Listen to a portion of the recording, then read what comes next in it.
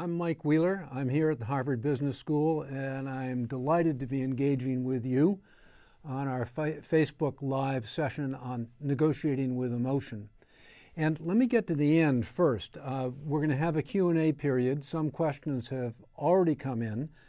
They're great questions, and lucky me, I have some answers. Not to all of them, but I'm looking forward to engaging with people on that.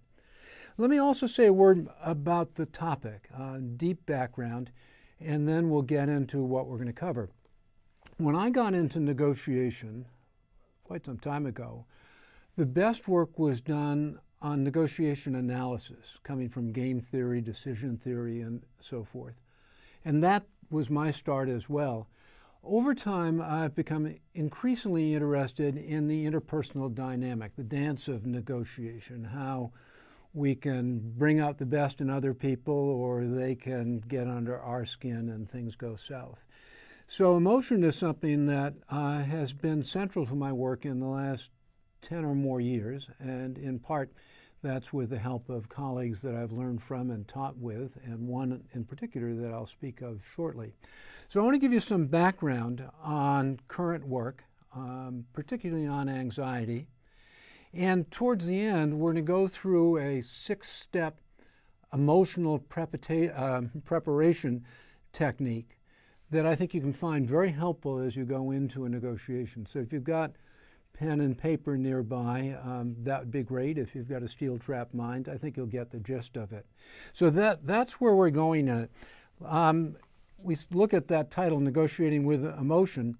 Actually, HBR published an article that I co-authored with Kim Leary over there on the left, Juliana Pillermer, who was a research assistant at the time. She just got her doctorate and will be teaching at NYU. And we were interested in learning people's thoughts and feelings as they anticipated negotiation. We were wondering about emotional baggage, as it were. It may be a burden that we carry ourselves, or it may be something that the people that we're dealing with carry. So when we undertook the research, we thought about doing a survey and asking people how they felt on a scale of 1 to 7. That didn't really seem to get to it, rather snap answers maybe. We thought about having focus groups, having people discuss it. The difficulty there is one person colors another person's opinions. So we did something else. We used a method developed by Jerry Saltman, who was a legendary teacher at HBS here in the marketing area. And what we had people do very generously was to volunteer and come in and be interviewed by us. And the trick in it is that they had to pick out 6 pictures, photographs, drawings, they could even sketch something, that they associated in one way or another with negotiation. Then when they came in, we would interview them in 2 phases.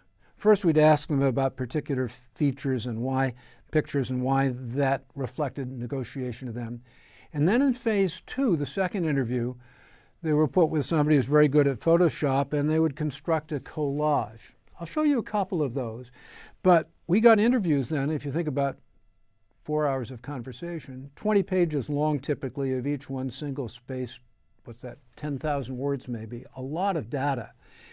We were able to mine that data, think of it as a word cloud or whatever, and see what kind of notes, what kind of themes, what kind of concerns people were commonly expressing. And I find the data fascinating. So let me just show you. I've done this in my MBA class. I asked the MBA students, bring in several pictures that you associate with negotiation. This one was brought in by a French student who turned out to be a Baker Scholar. We don't know that people are on their road to greatness when they arrive, when they're in our classes. Very debonair guy. And he puts up that picture. You're thinking, what does that have to do with negotiation? And his answer was this. He said, there's a lot about negotiation that is pleasant, but look at that storm cloud on the horizon. Well, I'm sorry, those are just fair weather clouds, but it's interesting that there was, to him, some kind of ominous aspect of negotiation that was evoked by that. So let me go a little further. I'll show you a collage. This is somebody we'd spoken to for 4 hours, as I say. These were all people, I'd say, typically 40 years old, plus or minus. Here's somebody in a very stormy sea. He says of the woman in the left-hand corner, clearly she is in great distress. I don't see that, and Kim, who's a psychologist, thinks there's some projection going on. You look at the maze there. This is somebody who presents as a grown-up, secure, and accomplished and so forth, but there's a bad dream in there someplace. And how about this one? We've got something aspirational. Somebody's got a trophy fish up in the right. People are looking at horizons and so forth. The most common animal we saw, right there on the bottom, we've got 3 alligators. We've got somebody who is naked and exposed. That was his own description of negotiation. You've got a tug of war in that. So obviously people were feeling a great deal of anxiety and worry about negotiation. I do not expect you to be able to read the small print on that. I don't want you even to try. But the green boxes are common things that people said.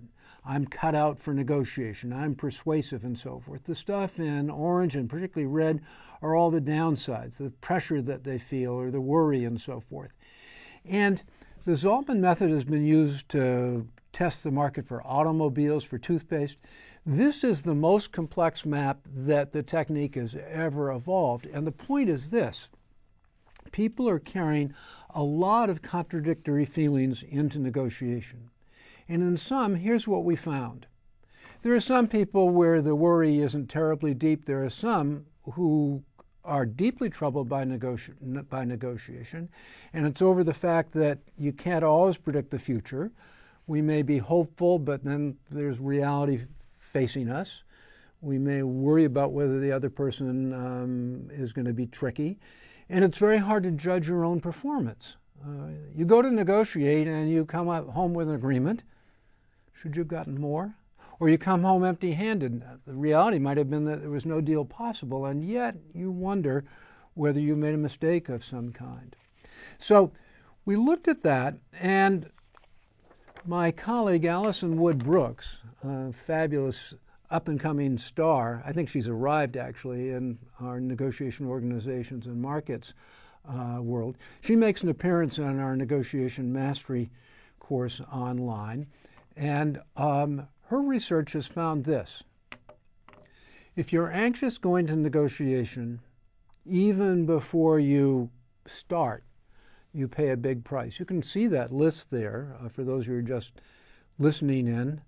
Means you have lower expectations, you're going to be more modest making first offers, you're going to be quick to respond, faster than other people would be to offers.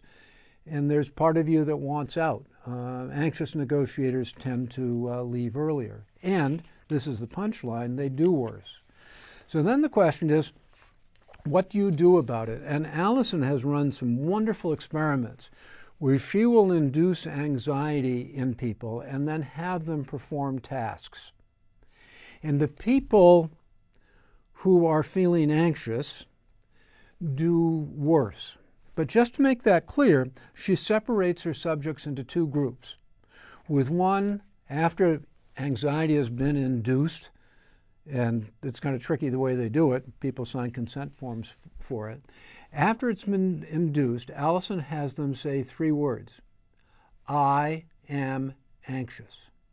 That's group A. Group B, they say 3 words. The first 2 are the same. I am excited. The excited people do better at math tests, at public speaking, at singing karaoke, and negotiation. So there is a way, Alison says, and I'm persuaded, that you can take that adrenaline that is raised by the stress and the anxiety, and instead of working hard to push it down, you go right sideways and you use that as excitement and engagement. So tip number 1 here is try it. Try it. When you feel the little upwelling of anxiety, name it, even though you know this is a gambit, I am excited. And it will help inoculate you against the problem. I mentioned that Allison makes an appearance in the class. So does Chris Voss. You may know his book, Never Split the Difference. I'll take issue with some of the stuff in the front end of it. He's not, shall we say, kind to some of my colleagues at the program in negotiation. But I think on interpersonal dynamics, he really has done great practical work in this area. And it's interesting, he got into it because when he wanted to become a hostage negotiator, he was shooed away by the person running that program, and he said, "What can I do to get your attention?" And he said, excuse me, there was a woman who was the head of the program, said, "Volunteer on a suicide hotline for 6 months, learn to listen to people, to what they're expressing between the lines, then come back and we'll talk." And so that's what happened. Here's Chris Voss from our HBS online negotiation mastery course. Well, the time that I spent on the suicide hotline really gave me a better feel for what a difference it would make to actually sort of listen between the lines with people, and then how quickly you could establish a working relationship by paying a lot less attention to what they said stated explicitly and really picking up on what it implied, how they felt either positively or negatively about a given situation, and then how much more quickly you could move someone forward in decision making by helping them navigate their emotions. So we'll have another clip here as well that is about emotional intelligence in a somewhat different setting. We think of our own feelings. Voss is talking about getting in the right state of mind that you can listen hard between the lines. Looking is important as well. Erin has had a spectacular career. She's now at Amazon, but she was at Microsoft for a number of years and Airbus when she was quite young. And she would be brought to high-level meetings. Her boss recognized that she had social radar. Her boss's bosses learned that, and she would be at meetings between Airbus and GE, aircraft engine manufacturers and so forth. Listen to what she learned to do, and be sure you're doing a version of it when you have people across the table at a negotiation with you. For me, I mean, the vantage point I had when I was at Airbus is that I was not the lead negotiator. I was really a very junior person in the room, and so I had the luxury to be very observant. What's interesting is what's not said and body language, and you can learn a lot, especially if it's a team. When someone on the team says something, watching how other people on their own team respond, that's extremely telling. You can understand if everybody's aligned. Because in a negotiation, this is very important, especially when you're with large corporations. There are, like I've said, there's so many people with so many different opinions that you need to figure out whose opinion matters and who's actually able to get something done, and if they have a quorum within their own team. And a lot of times they don't. So what I used to do would say, I think that they said this, but I don't think it's entirely true. Or I don't think the technology's ready. I think they're telling us it is, but I don't think it is. And they'd be like, why? Like, where do you come up with that? I'm like, well, because when the engineer said something, the other person looked at him like he was crazy. Or when the other guy shifted in his chair, very uncomfortable. And why would he do that if that was true? It's interesting to me that beyond having this great social skill, Erin was in a position where she didn't have to worry about what am I going to say next, how is this going. She could be extremely attentive to the behavior of other people at the table. So if you have a really important negotiation, somebody's got to carry the ball on your team. Maybe it's you, or maybe you can provide a very effective role doing exactly what Erin describes in that case as well. So it's, if we think about this, it's a number of abilities. We think about emotional intelligence broadly. It certainly is critical in negotiation, so that you are self-aware. I'm looking at category 1 there about what you're feeling, and obviously others are experiencing as well. How that shapes your perceptions of things. If you're feeling anxious, maybe that makes you appropriately or inappropriately suspicious.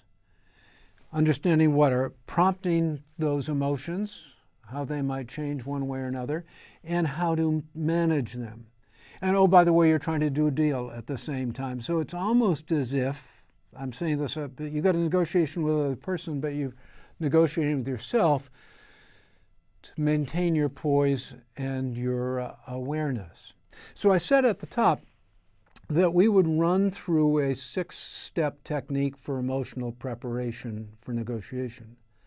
Now you always want to be well prepared at the bargaining table, and that means running the numbers. It means getting a sense of whom it is it's going to be that you're negotiating with, reading the contract language, the proposals back and forth with great care.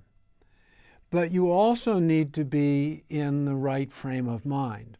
So what I'd like you to think about and jot down, if it's easier for you to do, have in your head if not, are 2 questions that I'll give you back to back. What do you want to feel going into negotiation, and why do you want to feel that? I haven't gone to sleep here. I want you to think about that. What do you want to feel going into negotiation, and why do you want to feel that? So when I go through this exercise in an MBA class, the first hands that go up say, I want to be calm, I want to be focused, I want to be confident. Then I can perform at my best. But then other people raise their hands and some say, well, I don't want to be too calm. I want to be alert. I want to be self-critical. I want to be watching what I'm doing. I want to be a little bit wary so I don't have a false impression of what is happening in the world. So who's right? And the answer is both, right? And one of the challenges in negotiation is you have to do 2 contrary things at the same time. You do want to be calm, and you want to be alert as well. Not a little calm and a little alert. You want to be both of those in full measure. That's hard, and people who do it well perform well. What's the best thing you can do beforehand to feel that way? I get a variety of answers on that as well. First thing is do something. If the phone rings and you have an ongoing negotiation and it's the person that you're dealing with, they want to pick up the conversation, and you've been doing something else, I'd strongly advise you to say, I'll call you back in 3 minutes. Put aside the stuff you've been working on, center yourself, catch up with your thinking and so forth, and then start. Some people meditate. Some people focus on their breathing. Some people, if they're going to a meeting, they've got the earbuds in, whether it's some very serene music or it's something that really pumps them up, it depends on your nature.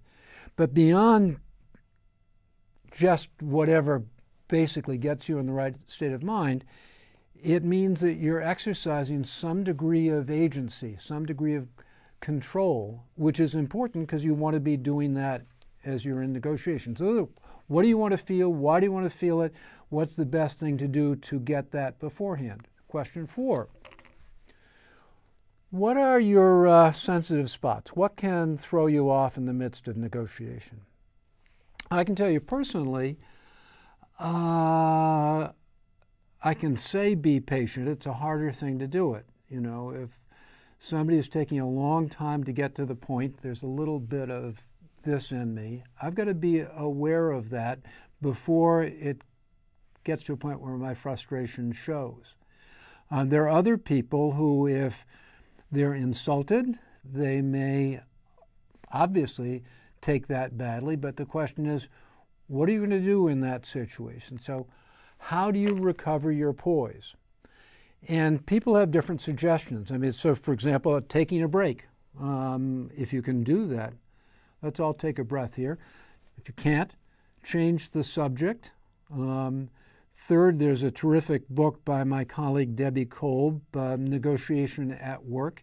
She has a series of moves and turns in it that can help shift things around. And there's a lot of in Chris Voss's book as well.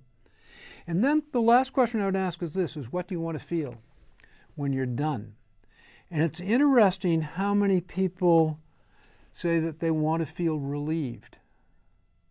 Think about that for a moment. If they want to feel relieved, it, I think, reflects the stress that negotiation brings to many people, at least in situations where a lot is at stake. And relief is good. I also think you want to feel some degree of satisfaction that with the cards that you've been handed, you've done a pretty good job. You know, maybe you came to agreement, maybe you didn't. Maybe you, I hope, strengthened the relationship, but perhaps that wasn't meant to be.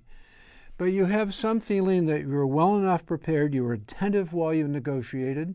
In the end, you got something accomplished, which might even include walking away from what would have proven to be a bad deal. But you learned something that you can then apply in your next negotiation. So I'm suggesting you take all of those 6 questions together. Even if you're in a hurry, you could go through those things in advance in just a few minutes. I think it's worth thinking about further in terms of developing your repertoire, but don't leave emotional preparation out of the equation. Now, I've just touched on a few issues here. I think I've talked fairly fast. Not too fast, I hope. There's a lot more to be said about it. I mentioned our article, Negotiating with Emotion, that was in HBR in January, February of 2013. There's much more in that necessarily. But I'd like to be able to add more content by responding to your questions, and some came in advance, some are coming in as I speak. And this is improv show. I can see the first one up there, but I have no idea what the second one's going to be. So let's see how I do. So here's the question. How do I stop over-expressing my emotions with facial expressions, body language, and tone during negotiations? Well, I'd say several things to that. One is, don't be in a hurry to do that. To the extent that you're expressive, that may bring out another person. It may summon them to the conversation. It's well documented. There's something called emotional contagion. Good emotions invite to the degree a person is capable of them, reciprocity from the other party. Hostility, likewise, gets mirrored back as well. So I think being expressive is a good thing, all in all. Now the question is, you know, that's all well and good if you're dealing with somebody who's on the same emotional wavelength as you are. But here the question is, how do you negotiate if the other person is stoic and doesn't communicate very well? I would find that frustrating. Is it me? Is it him? Is it her? Whatever the case may be. Have I turned them off in one way or another? There'd be a point where I guess I would ask for clarifying questions. So let's step back here a little bit. How do you feel about how the negotiation is going? What could I do in what I'm saying, and how I'm saying it for that matter, that would be helpful to you? So you're going from content, if you will, to process. I would invite somebody out. I think I'll go back to Alison Wood Brooks. I'm free associating here. She's got another piece in HBR about telling jokes in the midst of a negotiation or telling them at work. I gather it can be positive. I like cracking wise in the right situation. I'd be a little careful in negotiation. But being playful isn't necessarily a bad thing, particularly if you do it in small measure. Another question up. How can I be assertive and at the same time appear amicable in negotiation? I want to be sure I'm not viewed in a negative manner while still expressing my perspective and needs firmly. Many people feel that there's a trade-off. You're one or the other. You're either empathetic or you're assertive. And in fact, there's a book, a very good book called Beyond Winning, that looks at some research that shows that most people feel if you're assertive, it comes at the cost of straining the relationship. If you're empathetic, then people are going to take advantage of you. I don't buy it.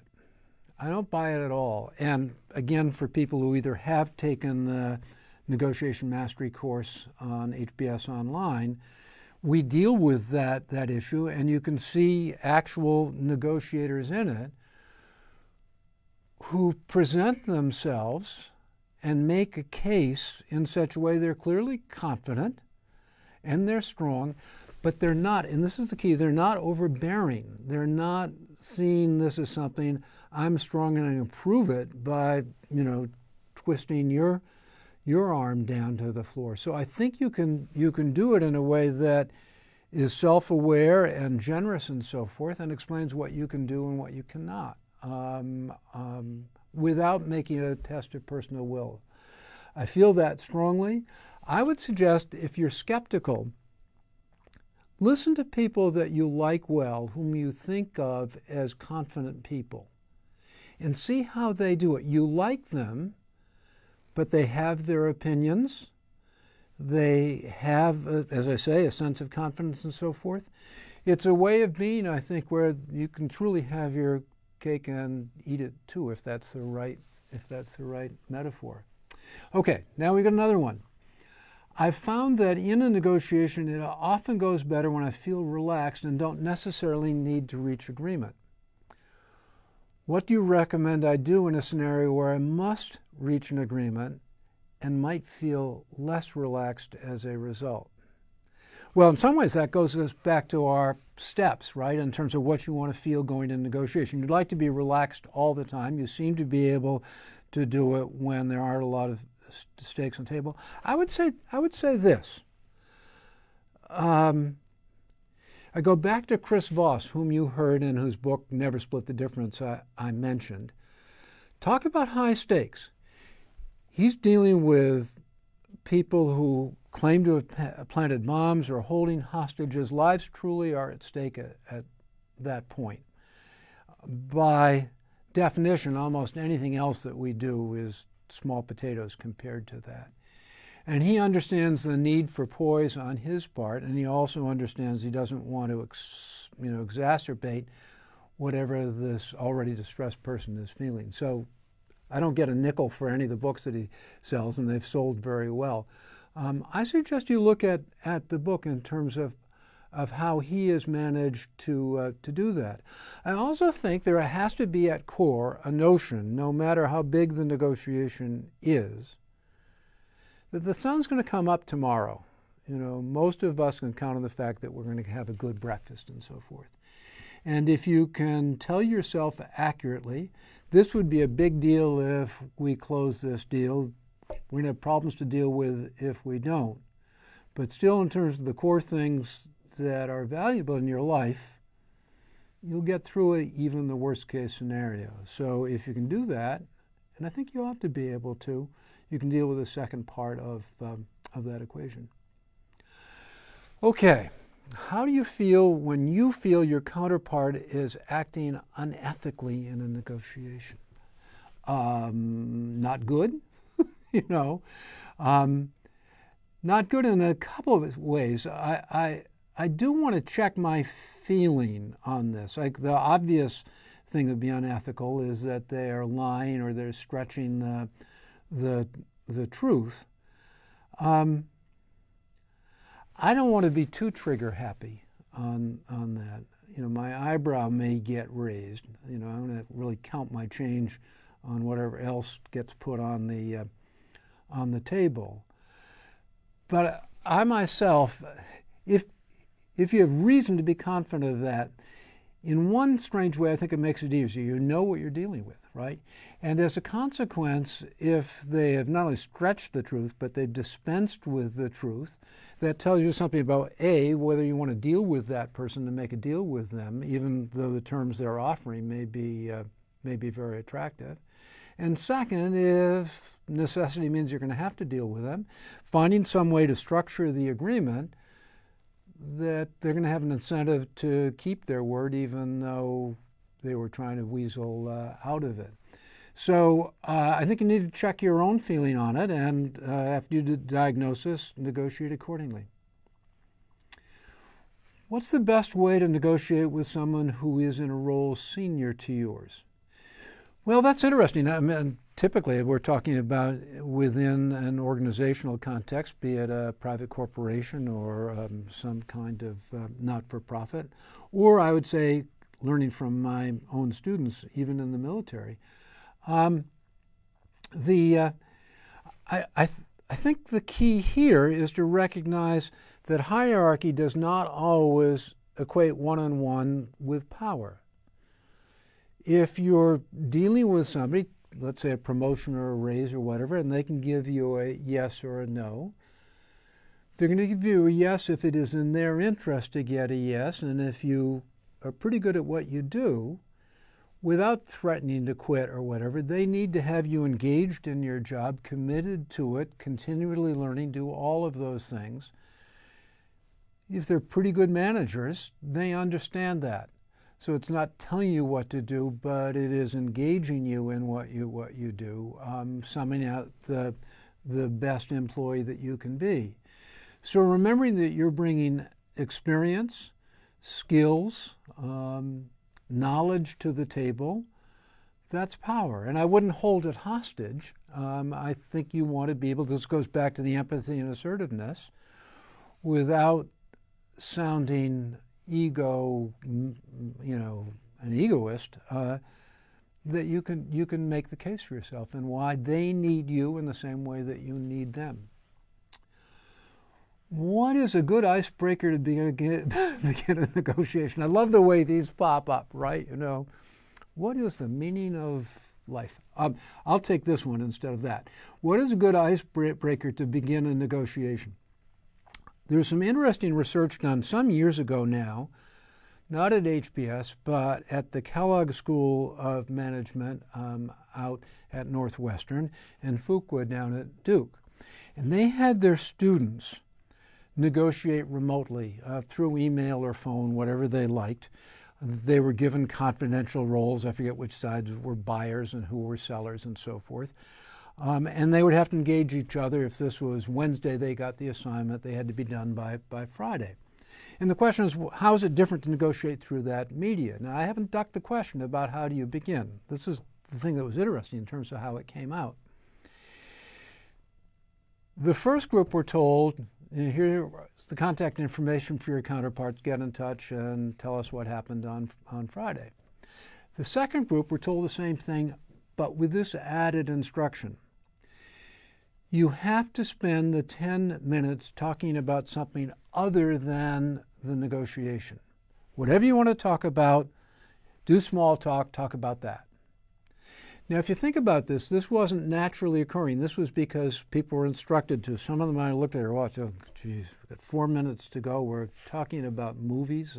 Their taste isn't my taste. I'm certainly not going to talk about sports, because they're Duke fans, and I'm not if I'm sitting up at Northwestern.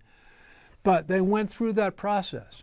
And the people who did the mandatory, I stress that, small talk, not natural, were significantly more likely to reach agreement, and when they reached agreement, they were more creative agreements. So that's breaking the ice, I would say, in a very big way.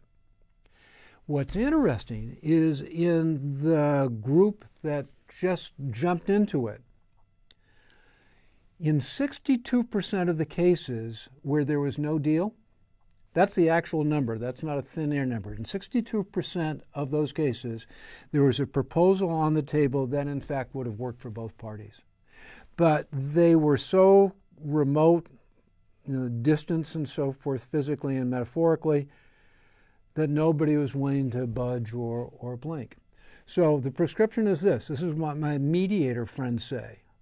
Go fast by going slow. The less time that you have, the more important it is to say, gee, I'm sorry that we're really limited in time. I hope we have a time we can kind of catch up on other things, and I get a sense of what you do and what you're interested in, but I guess we've got to jump in right now. Now, I did that in, what, 16 seconds? I'd hope you'd have 2 minutes to do it, where you could frame the conversation. And what happens is people's defenses go down just enough for you to get off to a good start, and the snowball rolls after that. Well, it's funny that this question should come up, and I swear the deck has not been loaded, and here we got a slide deck. Here's the question that's popped up in front of me. Maybe you're seeing it, I'm not sure. What advice can you give for negotiation that must happen remotely, such as phone or email rather in person? I've talked about one aspect of that, and that's the how do you get started? How do you warm the conversation up? I would say this. Come back to process, and I'm interested. There's another question coming up on process too. I better not look at it. Come back to process from time to time and say, let's do a time check on, have we gotten where we need to go? If we seem to be stuck on this, can we recap the things that we've agreed on? And beyond kind of clearing the agenda in a comfortable way, it puts your hands on the wheel. You're helping drive the conversation. Grant, somebody else is giving you directions, and they may have the hand on the wheel as well. But I think that's important emotionally, that you feel you're not being taken for a ride, but you're helping guiding where it goes. Okay, now we got a process question. Do you have any tips to speed up the negotiation process when timeliness is important to you? I can see that in two contexts. One is you need to get the deal done this afternoon, and the clock is ticking. I would name the problem, right? I would name the problem at that point where say, I wish we had a week. I'm told we've got 45 minutes and the clock is ticking. Now we're down to 44:50 on that. How do we make good use of this time and see if we can make a practical deal work for both of us? I'd name it. And as you're going on, I say, this has all been very interesting. I'm starting to worry a little bit, and maybe you are too. Notice I slipped that in, that here we're down to the 30-minute clock. The buzzer's going to go off shortly. Glad we've accomplished something. So I wouldn't pull that out of the blue. Now, I think there's an extended view of that, where let's say it's not an hour that you've got, it's a month. But I would be careful in those situations where you feel you have a luxury of time, and you set some kind of milestones for yourself within your own team, but also with the other party. Let's see how we progress here, where there's going to be some exploratory portion of it. We're going to do some floating of proposals and so forth. But I don't think it's in either of our interests to be making snap judgments under pressure at the end of the month when we shouldn't have put ourselves in that position. What are your thoughts about how we can avoid that problem? So engage them in that kind of conversation would be my advice, and keep at it in a way. Don't keep your eyes, keep looking at the clock is what I'm trying to say on that. How do you negotiate in a situation where the other side has more representatives than your own does? I'd say just in terms of a tactic, it's a mixed blessing to have more. Sometimes you need more. You need to have the lawyer there, you need to have the finance person there, you need to have the engineer, you need to have somebody else in marketing, and maybe a long cast of characters. But that invites a coordination problem. If you remember when we looked at Erin's clip about reading the table, oftentimes there isn't consensus, as she says, on the other side, and you're trying to figure out who gets to make the call here and so forth. So if there's 6 people on the other side, each of them has to think about where the other person is coming from and whether they're going to say something that you hope they don't. Yeah, I understand that if you're all by yourself, that's a lot of input to take into, but you don't have to worry that somebody else is going to go off topic or make a disclosure you wouldn't make. So I think that's a double-edged sword. And if you're intimidated, which was sort of the first part of that question, count your blessings in that regard. And you can also say, you know, I can see, and I'm really looking forward to, I can see your whole team here. Unfortunately, many people in my company that are keeping close watch on this weren't able to participate today. I'm going to be reporting back to them, and I've got some scope in what I can do today. But understand that there are constituencies that I've got to represent and account for here. So they're your companions as you negotiate. How would you de-escalate the tone and emotions of negotiators who lose their poise? Let's see if I can tell this story well. There was a really great, I'm going way, way back, tennis player, amateur tennis player, Donald Dell, who might have been a pro for a while. I'm sure he was Davis Cup. Could be wrong, but I'm sure he was. He has a book, I don't think I'm running this, Donald Dell, D-1-E-L-L, Never Make the First Offer. Subtitle is Accept When You Should. He describes a situation where he represented the tennis great Arthur Ashe, who had a big tennis racket deal with head rackets. And there was a meeting with the newly constituted head team. They'd been acquired by some larger company. And Donald Dell, Arthur Ashe's agent, was at one end of the table, and maybe 10 people up and down the head company were there. They're midway in the conversation. It's going well.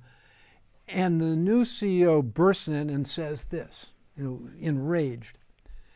How can you justify the fact that Arthur Ashe is getting paid 10 times what I get paid, and I'm the CEO? Of course, everybody's head swings to this temper tantrum that's taking place at the other end of the room. Donald Dell tips his head a little bit and says, well, Andre, Arthur has a much better serve than you do.